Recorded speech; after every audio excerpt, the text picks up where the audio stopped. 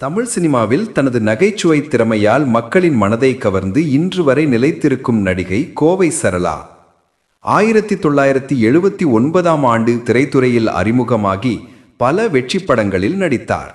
நகைச்சுவை என்பது நடிகர்களுக்கே உரியது என்ற பாரம்பரியத்தை உடைத்து ஆச்சி மனோரமாவுக்கு பிறகு நடிகையாலும் மக்களை சிரிக்க வைக்க முடியும் என்பதை நிரூபித்தவர் இவர்தான். சினிமாவில் பல சாதனைகள் புரிந்தும் 63 வயதாகியும் கோவை சரளா திருமணம் செய்து கொள்ளவில்லை. இந்த நிலையில் சமீபத்தில் ஒரு பேட்டியில் தனது கல்யாணம் பற்றிய கேள்விக்கு மிகவும் வெளிப்படையாக பதிலளித்தார். அவர் கூறியதாவது: எனக்கு கல்யாணம் ஆகாதது பற்றி நான் ஒருபோதும் கவலைப்படவே இல்லை. கல்யாணம் செய்து கொண்டவர்களை பார்த்து சிரித்துக்கொண்டே இருக்கிறேன். நான் சொன்னாலும் கேட்க மாட்டீர்கள். கல்யாணம் பண்ணிக்கிட்டா அந்த புருஷன் கடைசி வரை நம்ம கூடவே இருப்பாரா இல்லையா? அவர் ஓடி போய்விடலாமே, இல்லை என்றால் செத்து போய்விடலாமே. எப்படியும் ஒரு நாள் தலியாகத்தான் இருக்க வேண்டியிருக்கும்.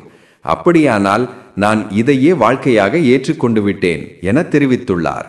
இப்படி வாழ்க்கையை மிகவும் நேர்மையாகவும் நகைச்சுவை கலந்த சிந்தனையுடனும் எதிர்கொண்டு வாழ்கிறார் நடிகை கோவை சரளா.